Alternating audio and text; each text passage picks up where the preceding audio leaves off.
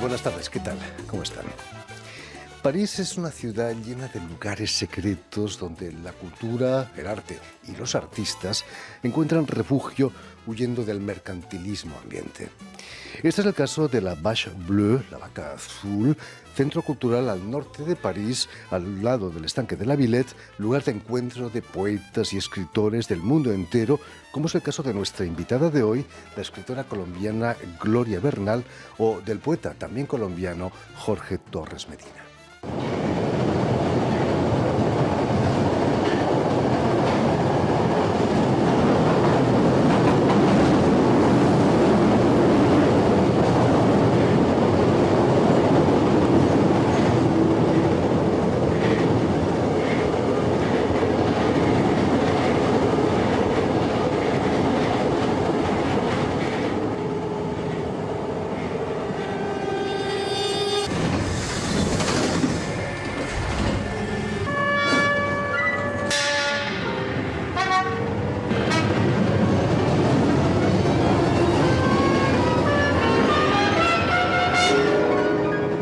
Ayer un orgasmo al precipicio, hoy un adicto al vértigo, mañana un sismo en permanencia al más allá.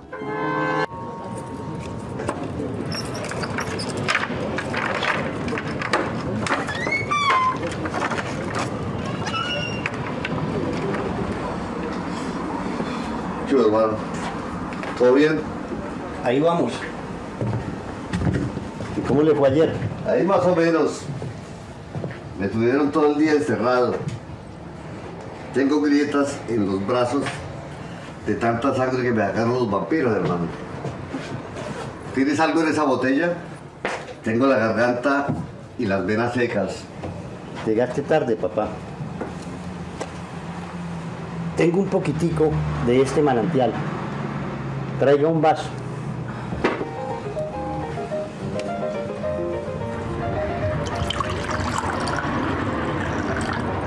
¿Y qué? ¿Se apareció alguien aquí en la vaca? Sí, por ahí están los otros muchachos en los talleres. Pero cuenta a ver, ¿cómo va la maquinaria?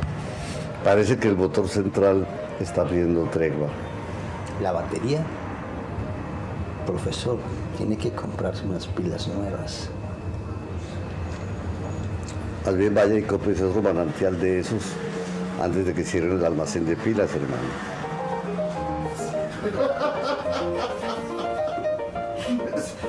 Y precisamente para hablarnos de la presentación de Las Huellas Inciertas, una antología de minificciones colombianas, de la Vaca Azul también, y de su trayectoria como jurista, abogada, penalista, implicada en la lucha contra la violencia de género, Gloria Bernal ha sido tan amable de venir hasta nuestros estudios. Muy buenas tardes, Gloria. Muy buenas tardes, Jordi. Buenas tardes, Jorge, y a las personas que nos escuchan. Has venido maravillosamente acompañada por Jorge Torres Medina, que veíamos precisamente en esta película.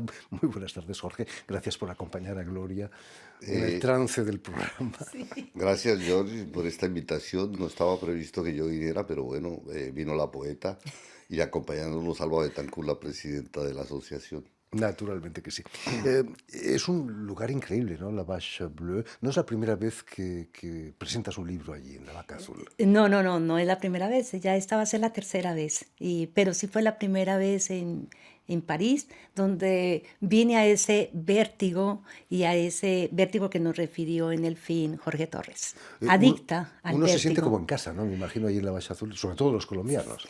Sí, y además porque el lugar es absolutamente enorme, porque también es otro, a mí me impactó, es un corredor donde transita de todo. Transita la música, transita la poesía, la escultura, la pintura, todo. O sea, está ubicado donde todas las artes llegan y todos los artistas también tenemos un lugar allí. Fantástico. Además, este fin de semana en la Vache Bleue, la Vaca Azul, abre sus puertas al público parisino con lecturas, conciertos y hasta un pasacalle. Jorge, ¿qué va a pasar este fin de semana ahí en la Vaca Azul? Bueno, este fin de semana tenemos una actividad que es efectivamente con la poeta Bernal. Es una convocación para compartir la salida de 3 libros esenciales en la Buta de la Poesía. y de pronto podemos intentarlo hacer en la gran sala que hoy en día ofrecemos para no solamente exposiciones, sino también para el teatro, el cine y la poesía. Gloria Bernal, recordemos que has nacido en la localidad de La Ceja, Sí. no muy lejos de Medellín, decíamos a unos 50 kilómetros más o menos. En uno de tus microrelatos del libro cuentas la historia de unos niños que quieren llegar a Medellín, les promete un pariente que los va a llevar y que nunca llega y que casi casi se van a pie. 50 kilómetros a pie son 10 horas. Hay mucho de autobiográfico, imagino, ¿no? Ahí. Sí, en la construcción de este libro de las huellas inciertas, pues estamos 4 mujeres, poetas, escritoras, y buscábamos como temáticas para escribir microficciones, que son muy pequeñas, y entre esas fue el de los primeros recuerdos de tu infancia, y ese fue, creo, el primer recuerdo de mi infancia. No es una huella incierta, es una cierta huella, ¿no? Que dejó. Me dejó demasiado porque es que mentir no es algo que la gente no dimensiona lo que es la mentira. Es decir, uno tiene que buscar realmente la verdad, así sea dura, pero que no te mientan. Romper una promesa que se ha hecho a un niño es algo que no puede hacerse, ¿no? Además, porque es jugar con la inocencia y con las expectativas de un niño, de un adulto o de quien sea. Es jugar con sus expectativas. Y yo recuerdo todavía con mi hermano, los dos moviendo los pies un poco en el andén de la casa esperando que pasara el novio Que nunca llegó. que nunca llegó. Y entonces mi hermano me dice, pues nos vamos. Ah, no, él me dijo, yo ya ni recuerdo cómo fue el microrelato, es tan corto, pero no lo recuerdo cómo lo escribí, pero la idea que tengo es, bueno, vamos caminando. Y nos fuimos caminando, salimos del pueblo, una calle larga, y cuando llegamos al borde ya para salir a caminar a Medellín, alguien nos detuvo porque vio 2 niños caminando por una carretera donde pasan vehículos, ¿no? Y eso fue lo que sucedió, y él nos retuvo y llamó a mi padre, afortunadamente. Menos mal. Sí, sí. Cuéntanos, ¿qué representaba para la Gloria Bernal niña Medellín? ¿Era el paraíso donde inalcanzable quizás? Claro, era la gran ciudad, estaba en un pueblo y siempre tenemos eso. Las grandes ciudades nos representan a nosotros como que todo es posible, ¿no? En los pueblos, quizás por el centralismo, no nos digamos mentiras, por el mismo centralismo, pues uno siempre está pensando en la ciudad. Y si vives en una ciudad, piensas en otra ciudad que consideras más grande. Y si bueno, pero estamos en París, entonces. Que no está mal, no está mal. Ahí en Medellín vas a realizar tus estudios de Derecho. En los años 80, cuando estudias Derecho, eran tiempos en que precisamente el derecho, los derechos humanos sobre todo, no eran precisamente respetados, ¿no? ¿Qué es lo que te llevó a ser abogado penalista? La injusticia, y yo creo que más que la injusticia, la forma de represión. En esa época, si bien lo recuerdan, cuando estaban los movimientos estudiantiles, la gente salía a la calle, era impactante para nosotros observar cómo se daba esa represión, es decir, cómo salía el ejército, porque salía inclusive el ejército, no solamente lo que estamos hablando de la policía, sino también ejército y sobre todo en aquella época, porque aún más el ejército era quien judicializaba los delitos de rebelión, sedición y asonada. Eran las fuerzas militares a civiles juzgándolos. Alguien dice que la justicia militar es a la justicia lo que la música militar a la música. Sí, con los horrores que en la música podrán desentonar, en la justicia desaparecer, torturar y desaparecer. Me imagino que ser abogado penalista en aquella época no era tarea fácil, incluso arriesgada. Es cierto que en el 96 te ves obligada a pedir refugio aquí en Francia porque por haber investigado para la Fiscalía General. ¿Qué pasó? Sí, cuando se hacen investigaciones se tocan hilos de poder, precisamente de las mentiras que trae el poder, y una mayor mentira es silenciar, es decir, no hablar de aquello que quieren ocultar. Entonces, cuando se despierta, se destapan esas verdades, porque son verdades. Nosotros, eso es lo que hacemos los abogados penalistas y los investigadores. Cuando se destapan verdades, pues te conviertes en un objetivo, llamémoslo militar, desafortunadamente se llama así. Es decir, un enemigo. Es la expresión de quién es el enemigo. Y el enemigo es cambiante. El enemigo en las regiones, en todo, hoy puede ser tú, un periodista, perdóname el ejemplo, si es tan amable, Jorge, un poeta, discúlpame el ejemplo, pero mañana puede ser enemigo. Ya no Jorge el poeta, sino el enemigo. ¿Por qué? Por su actividad poética o tuya, periodística, están hablando de situaciones que incomodan al poder.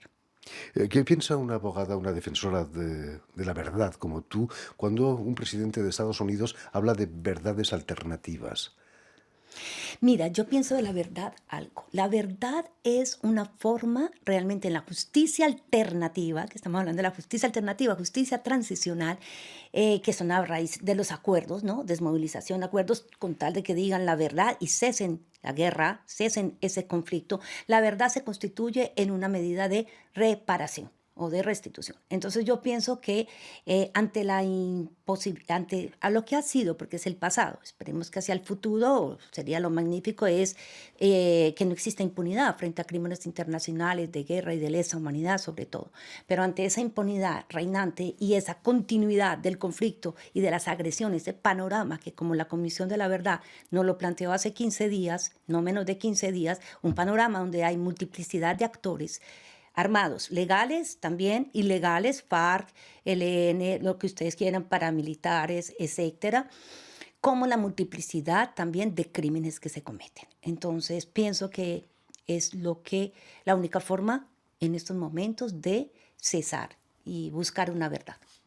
Has trabajado sobre violencia de género en el conflicto armado, en un momento en que ni siquiera estaba penada, ¿no? En Colombia se consideraba como algo, un asunto de la esfera privada, ¿no? Sí, cuando era intrafamiliar. Es decir, por ejemplo, el marido llegaba con tragos, borracho, y la mujer, si no quería tener una relación sexual, pues él se tomaba el derecho entre sí de tener una relación sin el consentimiento. Sin un Ahora se considera consentimiento. violación Ahora se eso. considera, porque es un tema de consentimiento y por eso esto se ha ampliado dentro de la perspectiva de género el aspecto del consentimiento. Si una persona no puede dar libremente, ya sea por cualquier circunstancia, puede ser una circunstancia de poder económico, militar, como en el caso de los paramilitares, o de la guerrilla, o del ejército también, que están armados, ¿sí? Que no hay un consentimiento válido, o como sucedió en nuestras regiones, de menores que los mismos padres llevaban a los paramilitares para tener la protección del patrón. Entonces, la forma como Hernán Geraldo, por ejemplo, logró tener en toda la parte norte de nuestro país, en Santa Marta, ¿no? En todas estas regiones, era ese marco territorial cuando él era el patrón y las mismas personas, las mismas padres, era una forma de obtenerlo. Esa violencia de género se ha convertido y se está convirtiendo en arma de guerra, ¿no? Y precisamente, Jordi, gracias por la oportunidad de volverme a invitar a tu programa, porque al menos ahora las cosas han cambiado un poco. Cuando yo vine hace 2 años y medio, yo te insistí en que habláramos de lesa humanidad y no solo de arma de guerra, ¿no es cierto? Porque es que el arma de guerra, claro, lo entendemos y casi que hay un preconcepto frente a lo que es la guerra, ¿no? Y tú me hacías citas y demás, y frente a la violencia sexual, casi, odio decir esa palabra, no digamos legitimada, pero prevista, por decirlo de alguna manera. La arma de guerra es previsto y, bueno, hoy en día, cuando hablamos de lesa humanidad, ya estamos hablando de un campo, primero, mucho más grande, en el sentido que sea con conflicto o sin conflicto armado. En cambio, el arma de guerra es solo con conflicto. Y para resumírtelo, de la sistematicidad. Y una parte que es importante, porque esa es una política y la generalidad. Fue así que, por ejemplo, para que tú mires la importancia, ya se habla de violencia y el mismo comandante Rodrigo Londoño de las FARC, ante la JEP, reconoció que existieron abusos, abortos, secuestros, ya habla como crimen de guerra y lesa humanidad. Entonces ya acá empezamos a darle una dimensión que la verdad me satisface como abogada penalista, porque te da un marco de contexto. Gloria Bernal, cuando viniste hace casi 3 años aquí a esta radio, ¿te imaginabas que podría ocurrir un conflicto bélico en Europa del Este? Un equipo de juristas precisamente está trabajando en Ucrania en este momento, investigando posibles crímenes de guerra. ¿No aprenderemos nunca? Yo pienso que no vamos a aprender cuando no hay verdad. Eso es una de las cosas que siempre, y la Comisión de la Verdad lo ha dicho, hay futuro si hay verdad. Es decir, cuando nosotros enfrentamos todas estas situaciones para el no olvido. Por eso en mi último libro que saqué, que se llama El tercer crimen, es la infamia del olvido, porque pienso que precisamente que ese es el otro punto de la justicia alternativa, no quedarnos solamente en la verdad, en la construcción de la verdad, en la reparación, sino en acciones de no repetición. Es decir, basta ya. Por ejemplo, la violencia de género ha sido emblemático, todo lo que han hecho las mujeres, basta ya. Y ya la gente, inclusive con gestos, ¿sabe? No, tolerancia cero a la violencia sexual. Entonces ya te da un futuro diverso, un futuro de construcción para, en este caso, la paz y no para la guerra. Volviendo, Gloria, a la presentación en la Vache Bleue, la vaca azul, del libro Las huellas inciertas, este género de microrelato recuerda un poco los haiku, ¿no? Quizás un poco más largo, ¿no? Sí, esto realmente los microrelatos son híbridos y bueno, han tenido muchos nombres. Se le dice microrelato, se le dice apunte, le dicen de muchas maneras, ¿no? Microcuentos. Cortázar le decía, bueno, una forma que me pareció un poco interesante, testículos. Cortázar decía testículos. Entonces le han dado porque es híbrida, porque se acerca al cuento, a la poesía, a los relatos, pero tiene unas pequeñas, como digamos, reglas, que es la brevedad. Esa es una de las reglas más importantes, la precisión, qué es lo que vas a narrar, ahí que pones las huellas inciertas, se habla entre una línea y hasta 500 palabras. Nosotros, las 4 minificcionistas, acordamos 200 palabras. Entonces, cada uno de estos mis relatos no van más allá de 200 palabras. Aclaremos que Julio Cortázar hablaba de testículos con X sí, y no con S, sí. como podría parecer. Sí, no, pero es que a mí me gusta el giro, porque precisamente es lo que engendra vida, ¿no? Por supuesto. Y eso es... Jorge, quizás esos microrelatos tienen mucho más de poético que un relato largo. El escritor necesita ser un poco más poeta. Bueno, hay que aclarar 2 cosas esenciales. Siempre habrá poesía hasta en el relato. Si el relato no tiene poesía, se queda un poco corto frente al contexto de la acción poética. Por supuesto, siempre que haya poesía, hay la posibilidad de lo que se llama la ensoñación, como decía Bachelard, ¿no? La poética, la poética de la rêverie. Esos elementos son los que le dan consistencia al trabajo.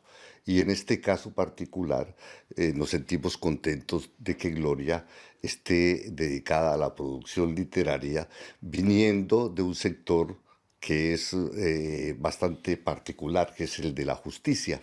En esta combinación observamos un trabajo literario que enriquece el trabajo poético y que al mismo tiempo nos permite acercarnos al mundo de lo jurídico, que está en crisis en la contemporaneidad del mundo, incluyendo lo que pasa en Ucrania. Por supuesto. No hay nada más prosaico que un texto legal, quizás, Gloria. Eso es lo que te incita a escribir poesía. Sí. Yo, inclusive hay una parte que los abogados, nosotros también somos muy crueles en hacer bromas y frente a la forma como se escriben las providencias, ¿no? Que todo el mundo entiende, menos la persona que va a ser sentenciada. O sea, la persona que va a ser condenada no entendió por la forma como el lenguaje, porque sí se cita, pero se cita a teóricos del derecho, ¿no? Al derecho penal, porque si no hay un respaldo de los teóricos, parece que no tiene un fundamento. Y es algo, porque se vuelve hasta casi que inhumano, ¿no? Es inhumano, se aleja, es decir, a ese ser humano lo aleja. La forma de la literatura, pues al menos lo que hace es tocar ese ser, abrigarlo como con un manto, por decirlo, si me lo permites, un manto de esperanza, de resiliencia, que esa es la otra palabra que es bien importante hoy día. En tus relatos de Las huellas inciertas nos hablas de la violencia de género cotidiana, sí. No en la guerra, sino en la ciudad. Una mujer que que se niega a aceptar los avances de su jefe y que la echan. Sí. Eso lo has vivido tú también. No, somos 4 mujeres, como te comentaba, entonces poníamos temas. Duramos un año para escribir este libro. Nos reuníamos todos los martes de 6 a 8 de la noche durante la pandemia por estas hay programas que hay de comunicación. Entonces nos reuníamos y nos poníamos a la tarea. Estudiamos bastante la minificción, leíamos textos, tuvimos personas que nos colaboraron, minificcionistas mexicanas. Dina Grijalva es una de las personas que más nos apoyó en esto. Estefan Chomé, que es el que hace la traducción, ¿no? Estefan Chomé también, que es francés. Entonces allí nos poníamos como las temáticas, ¿no? Por ejemplo, ¿cuándo te sentiste acosada sexualmente?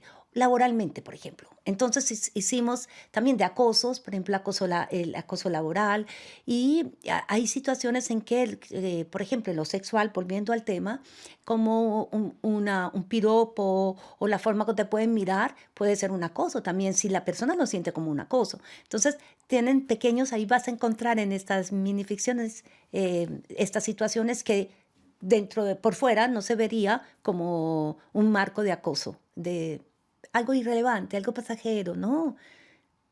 Además, con el lujo de tener la traducción al lado. Para los franceses que quieran estudiar español es perfecto, ¿no? Microrrelatos en francés y en español.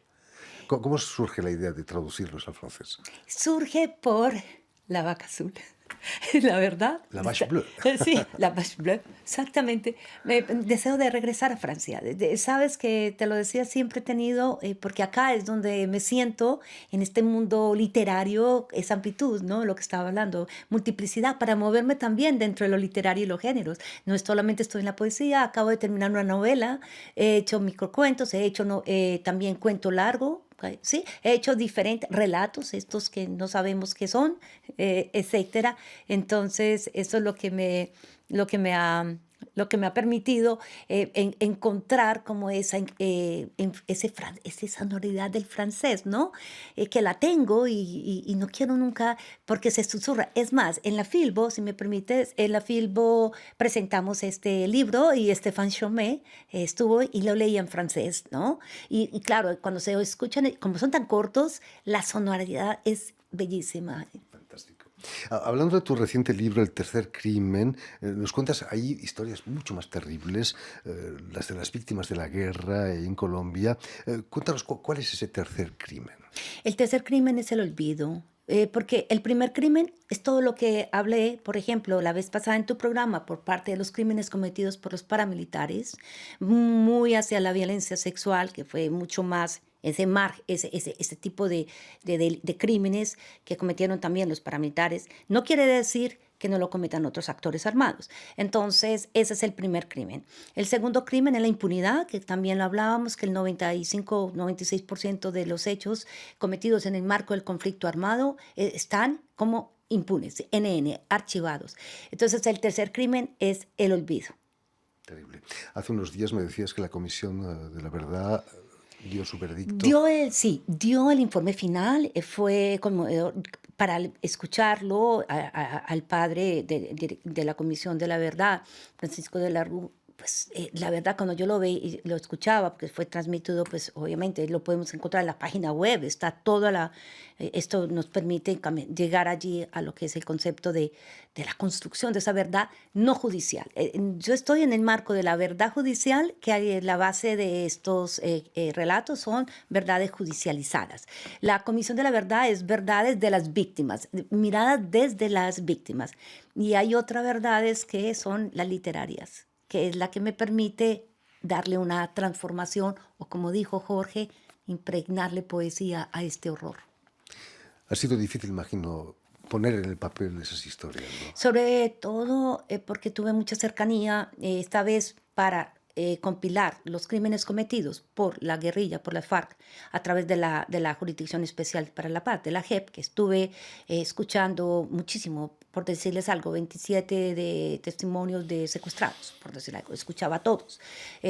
También las versiones de lo que lo que se conoce como los falsos positivos, que es terrible, que es el tema del ejército, de presentar a personas como si fueran guerrilleros y eran personas de la población civil que jamás fueron o estuvieran vinculados, y los daban como dados de baja en combate y los ajusticiaban y los presentaban. Entonces encontré allí narraciones muy duras. Creo que hay una que me imagino que te debe haber impactado, que se llama Fuego contra Juego. Yo creo que te impactó porque es el tema de las minas antipersonas. Yo te puedo dar estadísticas. Es más, había traído unas estadísticas acá, pero yo te puedo dar estadísticas. Entonces, si tú hablas de las estadísticas, de pronto no tiene la dimensión. Así yo te diga, mire, es que tenemos 21.000 secuestrados, usted me va a decir, no, pues eso no sé qué te representa. Pero si tú entras a describir lo que sufre un secuestrado, ¿sí? Entonces ahí ya le das una dimensión. Fuego contra Juego es de minas antipersonas, que si bien la mayoría de esas minas antipersonas, las víctimas son miembros de la fuerza pública, el 30% ha sido población civil, en caso de minas antipersonas. En el conflicto en general es al contrario. 80% de los crímenes los ha sufrido la población civil.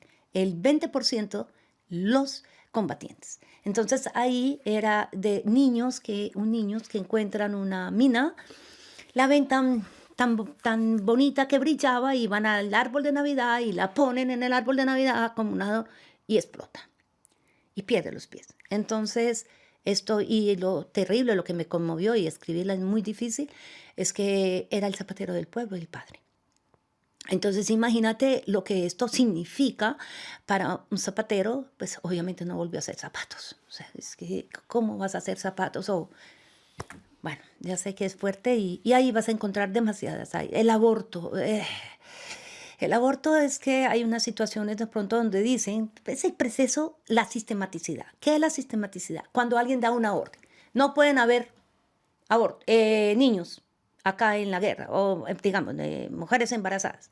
Pero lo que representa el aborto para una mujer. Si tú lees La maternidad diluida de Dora, que pone el feto en un frasco, anda con él, yo creo que ahí vas a entender una visión desde otra perspectiva, no de quién la ordena. En fin, esperemos que esas cosas no se repitan ni en Colombia ni en otros pagos, como dicen los argentinos. En fin, pues ya lo saben. Si están este fin de semana, tienen la suerte de estar aquí en París, tienen la posibilidad de ir a la Vache Bleue, la Vaca Azul, este fin de semana, donde estará Gloria Bernal, Jorge también, para esas puertas abiertas, poéticas, artísticas y también musicales. Muchas gracias por haber estado aquí con nosotros, Gloria. Muchas gracias, Jorge, también. Gracias, Jorge. Mucho éxito este fin de semana. Permitidme también que dé las gracias a Vanessa Loiseau y a Julián Leng, quienes se han ocupado hoy de la realización del programa, y saludar también a nuestros telespectadores que nos siguen en todo el continente americano, en Medellín seguro que también, gracias a la cadena Unión Continental Latinoamérica, UCL, y también de la red TAL, que reúne las televisoras públicas y universitarias de América Latina. Y a ustedes, muchísimas gracias por su atención, y les damos cita para una nueva edición de El Invitado de Radio Francia Internacional.